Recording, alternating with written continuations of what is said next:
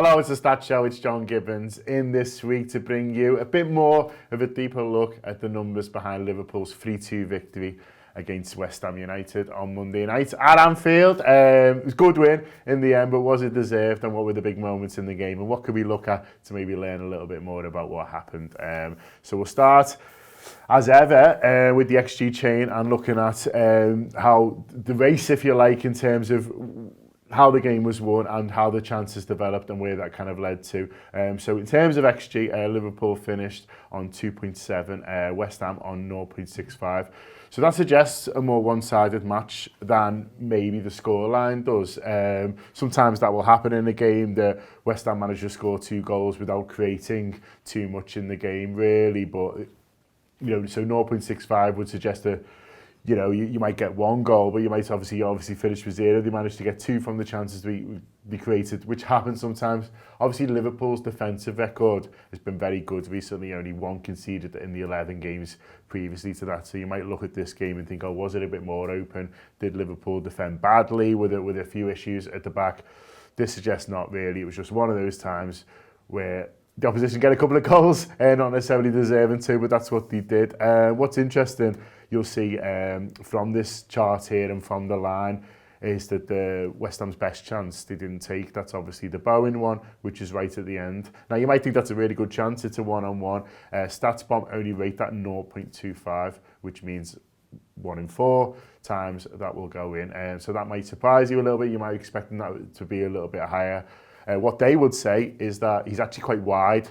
So although it's a one-on-one situation, where he actually takes the shot from or where he actually ends up is actually quite wide, in terms of, positioning from the goal. And so if the goalkeeper comes out like he did and makes himself big, there isn't actually too much of the goal to aim at. It's actually quite difficult to get it past the goalkeeper in. So StatsBomb suggests only in 1 in 4 times there's a chance like that go in, so that's quite interesting. So maybe expecting that to be a little bit higher. In terms of Liverpool's little snake there, you'll see that actually Liverpool's best chances came a little bit later. So even for them from the first 2 goals were brilliant chances in terms of their XG. There's 2 big jumps there. One of them is the 3rd goal, so that's obviously a bit of a tap-in for Sadio Mane. You'd expect that to be almost 1. The one before that, you might be thinking, what's that big jump? That's the Firmino one, where I think is a little bit harsh, because that suggests that your team would goal. They're counting that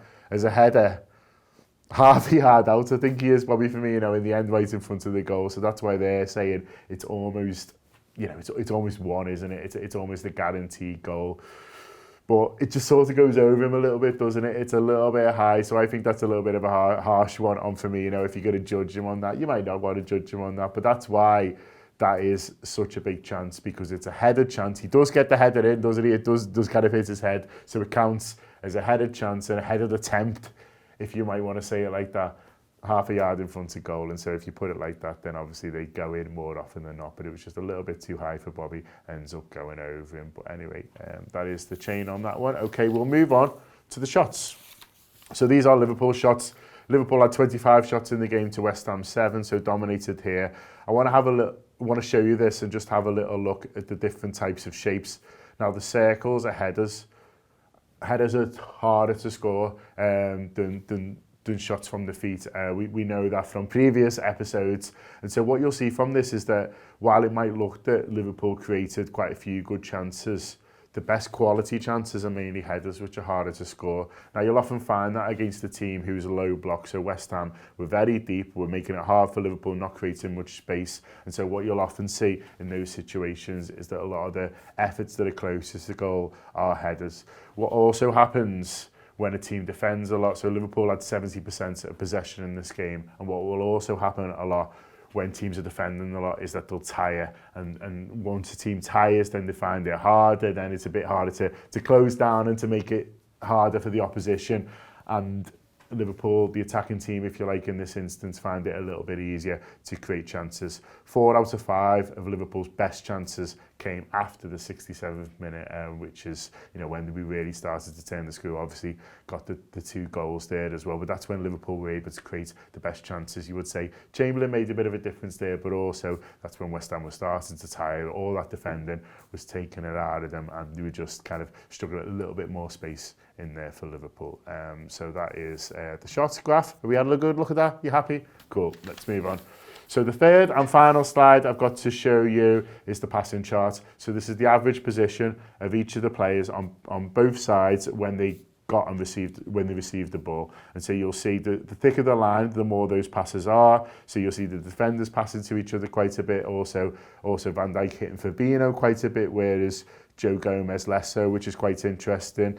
So Van Dijk going into Fabinho there. Also Van Dijk a lot going wide out there to Andy Robertson, who's really high up the pitch. It's really interesting how high up he is. If you look at him just from the second half, he's actually the highest up of any player, even ahead of Sadio Mane there on the left side for his average position, which is interesting. The second half, he was really, really flying.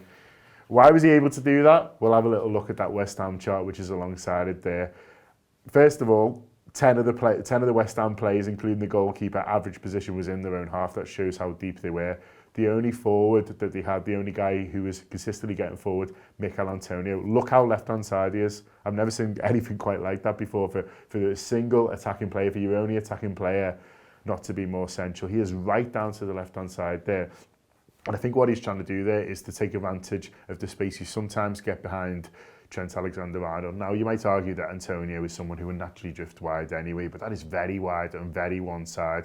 And I think what he's trying to do there is to, as I say, exploit that space that sometimes Trent leaves behind him. So you'll see the Trent has to compensate from that. So it's very rare, again, that you'll see Andy Robertson's average position where he receives the ball so much higher than Trent Alexander-Arnold's. I think basically that means that Trent has had to adjust himself slightly, has had to come slightly deeper because he needs to worry about Mikel Antonio there. So these are the average positions. I did something on the Second Look show, a little bit about Naby Keita and his position and how it was deeper than you can than maybe you thought. So do have a little look at that on the Second Look show. We'll go into a little bit more detail on Naby Keita and how it changed for Oxlade-Chamberlain. But apart from that, pretty much what you'd expect from Liverpool, with maybe the surprise of Andy Robertson being so attacking. But as I say, that is a result, I think, of what West Ham are doing. And look how deep that West Ham side were on average yesterday. Just in terms of any other business, I've mentioned already that Liverpool had 70% of possession. So in terms of our pressing numbers, not particularly high, as you'd expect. If Liverpool have a lot of the ball, then they're not going to be pressing a huge amount, especially if West Ham are looking to get rid of it fairly quickly. But in terms of who pressed well, the top presser in the team was Fabinho. Congratulations to him, if it's a competition. Fabinho, 22 presses in the game, closely followed by Firmino in 21 and Salah on 19. So those three, Fabinho, Firmino and Salah, were the top 3 pressers. What's really interesting is that Naby Keita is in 18, so that's just one below Salah. He's 4th in terms of presses for the entire team. As I say, 18, just 1 behind Salah and just 4 behind Fabinho, who had the most. That's in 57 minutes. And it's funny because Jamie Carragher talked about Naby Keita on Sky Sports before the game, and he said with Keita, sometimes look at him and think he's not really done a lot, and then afterwards I look at the numbers and he's right at the top of a lot of charts. And this is a pretty good example of that, really. I think most of us would have said Keita was quiet yesterday. Most of us would say that he didn't really contribute too much. He gets taken off after 57 minutes. Not a good night for Naby Keita, you'd say, but it is interesting to look at his numbers and see actually that he is contributing. He might not have had too many big moments in terms of on the ball, but look how much work he's putting in. 18 presses in 57 minutes, when the top one for Liverpool all matches 22 is decent enough. So maybe a little reassessment there of Naby Keita's performance based on the numbers. So anything else? Gini Wijnaldum, a lot more attacking than what we're used to. Obviously gets the goal. He's also got the 4th highest touches in the box of any Liverpool player. So using his license to get forward a little bit more, not just with the goal, but other times in the game as well. So it was the front 3 were obviously the ones ahead of him, as you imagine. But apart from Salah, Mane and Firmino, Wijnaldum had more touches in the opposition box than any other player. And then it's also worth highlighting as well, we've talked about him already, Andy Robertson. He was top for Liverpool for both key passes and final third passes. So maybe that suggests we were using Robbo a little bit more because what Trent had to worry about behind him. But I just thought that was an interesting one to highlight because obviously he gets his assist, Robbo, but Trent beats him. Trent gets 2. He almost had a third, didn't he, with Sadio Mane? Just offside, ruled out for 4-2, so it would have been a hat-trick assist. He had to settle for 2, only the 1 for Andy Robertson, but yeah, he was top for key passes and was top for final third passes, so a really good performance from Andy Robertson that is worth highlighting as well. But that's been everything. Hope you've enjoyed that, hope you found it interesting, I hope you've been able to appreciate a little bit more just how well Liverpool played, how they did dominate. Scoreline doesn't suggest that, but we know what's right.